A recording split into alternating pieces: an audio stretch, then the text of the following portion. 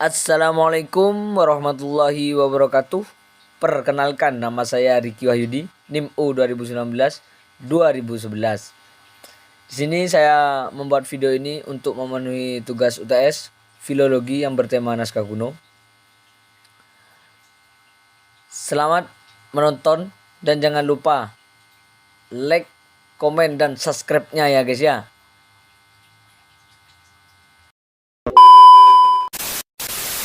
Itu saja ya guys ya. Sini saya akan menjelaskan naskah kuno. Sebelum kita beranjak ke pengertian apa itu naskah kuno secara utuh, di sini saya akan menjelaskan terlebih dahulu dipecah-pecah guys. Apa itu naskah? Apa itu kuno? Begitu guys. Secara etimologis, pengertian naskah itu diambil dari bahasa Arab, yaitu kata dengan kata nuskhotum, pakai kho, nuskhotum, yang memiliki arti potongan kertas guys. Jadi itulah cara etimologisnya. Sedangkan secara umum, pengertian naskah itu adalah tulisan yang sudah biasa atau sudah umum dikenal semua orang yang berkecimpung di dunia penulisan itu guys. Itu pengertian dari naskah secara umum. Dan naskah itu berfungsi untuk sebagai bahan bacaan yang pertama, yang kedua juga sebagai teks yang harus dibaca di dalam dunia perfilman ya guys ya. Jadi kalau di dunia film itu, kalau gak ada naskah, filmnya itu tidak akan berjalan dengan lancar ya guys ya, begitu. Dan juga tidak lupa kalau di dalam naskah itu juga terdapat ilmu pengetahuan, entah itu ilmu sejarah kebudayaan Islam lah, sejarah perang zaman dahulu, itu mesti ada guys di dalamnya. Meskipun secuil sedikit, mesti ada yang namanya ilmu pengetahuan gitu. Dan pengertian divisi naskah sendiri itu merupakan cerita yang diuraikan dengan urutan adegan demi adegan yang dilengkapi dengan tempat, latar, keadaan, dialog, dan juga sering ada penokohan di dalamnya guys. Jadi naskah sendiri itu dilengkapi dengan adanya latar, keadaan, dialog, dan ada penokohannya di dalamnya guys. Contohnya saja seperti perfilman. Jika film itu cuma naskah tok atau tulisan tok, tak bisa berjalan kalau tidak ada tokohnya. Gitulah, saling melengkapi lah naskah itu apa, begitu. Ya, setelah naskah ini, pengertian naskah, juga ada pengertian selanjutnya, itu kuno. Kuno itu menurut Kamus Besar Bahasa Jawa itu mbien. Tapi kalau menurut Kamus Besar Bahasa Indonesia, kuno itu lama, begitu guys. Bahasa Madura lambe gitu. Itu pengertian kuno. Nah, kan sudah selesai kita menjelaskan apa itu naskah, apa itu kuno. Jadi kita jelaskan kembali ya guys ya, apa itu pengertian naskah kuno jadi utuh, begitu guys. Kalau suara saya nggak jelas gimana itu, guys, ada cuaca hujan yang lagi melanda di sini ya guys ya. Jadi suaranya itu agak ramai sedikit lah. Menurut kembali lagi ke pembahasan, menurut UU Cagar Budaya nomor 5 tahun 1992 sebelum saya lahir, bab 1 pasal 2, yang dimaksud dengan naskah kuno atau manuskrip adalah dokumen dalam bentuk apapun yang ditulis dengan tangan atau diketik, yang belum dicetak atau dijadikan buku tercetak, yang berumur 50 tahun lebih. Jadi kayak 51, 60, 70, 100, itu namanya 50 tahun lebih gitu ya guys ya. Definisi lain dari naskah itu adalah karya tulis yang dibuat langsung oleh alat tulis dan tangan, kalau nggak pakai tangan gimana yang menulis guys? Kan nggak bisa begitu. Alat tulisnya itu contohnya seperti pena begitu. Kalau zaman dahulu kan pulpen itu kan nggak ada, adanya pena. Dia menyebutnya itu pena yang dicelupkan ke dalam tinta lalu dituliskan dalam kertas, itu namanya naskah kuno begitu ya guys ya.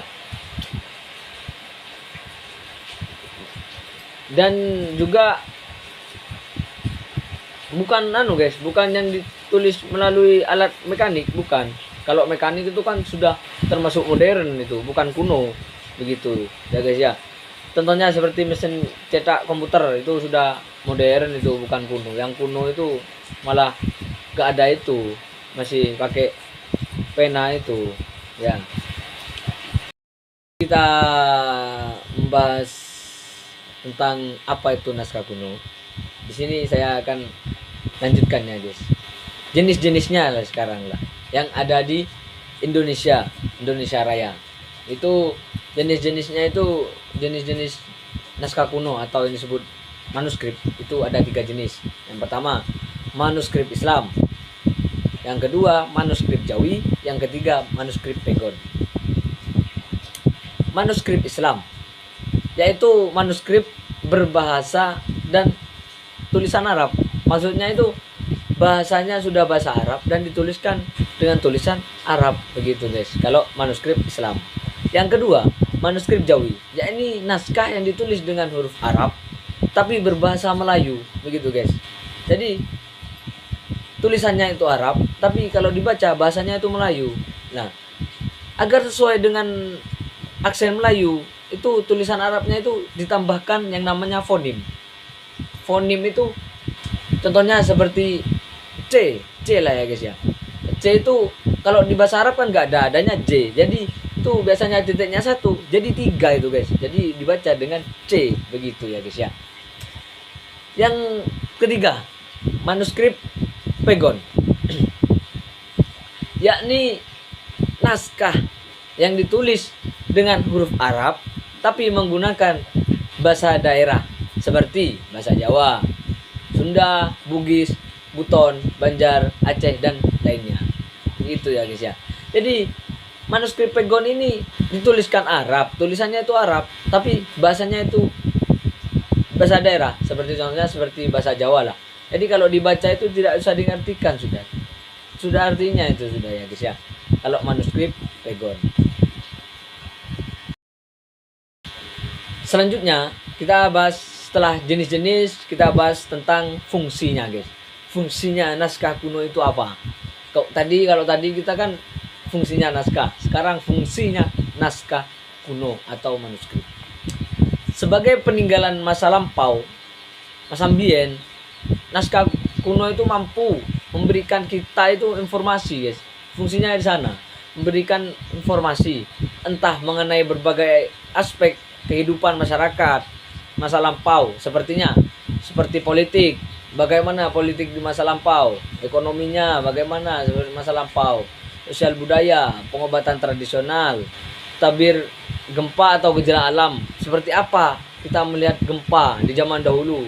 Kan kalau sekarang melihat gempa itu kita menggunakan itu guys, tidur kayak anunya apa namanya, orang kritis itu guys begitu. Dan psikologi manusia dan sebagainya, banyaklah. Kalau kita mengambil contoh politik di zaman dahulu itu seperti apa. Kalau di zaman sekarang kan politik itu kan sudah informasinya itu banyaklah tentang politik begitu. Kalau zaman dahulu mungkin politiknya rapi, ramah dan jujur mungkin lah. Kalau seperti masa kerajaan, sistem politiknya gimana? Turun menurun. Kalau sekarang kan yang banyak uang yang jadi berkuasa guys. Itu fungsi naskah kuno begitu guys. Pembahasan yang terakhir. Nah, ini saya akan memaparkan beberapa 3 contoh naskah kuno guys. Yang mana yang telah disurvei oleh saya sendiri dan kawan-kawan. Yang sebelah kiri itu ada 3 orang, fotonya 3 orang. Itu yang di tengah saya guys, yang imut dan ganteng, ya kan? itu memegang salah satu manuskrip atau naskah kuno yang dimiliki oleh Pak Hoy yang merawat lah guys, yang merawat naskah kuno tersebut, manuskrip. Seperti contohnya yang di tengah itu, sebelahnya fotonya saya sama teman-teman itu kan ada itu tulisannya milik Pak Hoy, itulah yang memiliki. Bagaimana bisa Pak Hoy ini memiliki manuskrip tersebut? Padahal manuskrip itu sudah berumur puluhan tahun. Jadi kata beliau, guys, kata Pak Hoy itu, manuskrip itu beliau didapatkan turun menurun dari nenek moyangnya. Jadi dari buyut cicit sampai ke Pak Hoy sendiri. Jadi benar-benar bahwasannya manuskrip itu memang berumur, naskah kuno itu memang berumur puluhan tahun lah guys, 50 tahun ke atas begitu. Lah, kalau yang sebelah kanan sendiri itu foto naskah kuno itu, contoh naskah kuno itu setelah saya buka, di dalamnya itu ternyata salah satu jenis naskah kuno yang ada di Indonesia, yakni naskah kuno manuskrip Pegon guys. Jadi di dalamnya itu bertuliskan bahasa Arab, tulisannya itu bahasa Arab, tulisannya Arab, bukan tulisannya bahasa Arab, tulisannya Arab. Tapi ketika saya baca atau saya teliti itu bahasanya Jawi guys, bahasa Jawa. Jadi itu seperti jenis-jenis yang ketiga manuskrip Pegon begitu guys. Itulah contoh dari naskah kuno yang saya teliti sendiri di rumahnya Pak Hoy. Sekianlah presentasi dari saya atau pemaparan tentang naskah kuno guys. Semoga bermanfaat. Allahumma fiq la matrik. Assalamualaikum warahmatullahi wabarakatuh.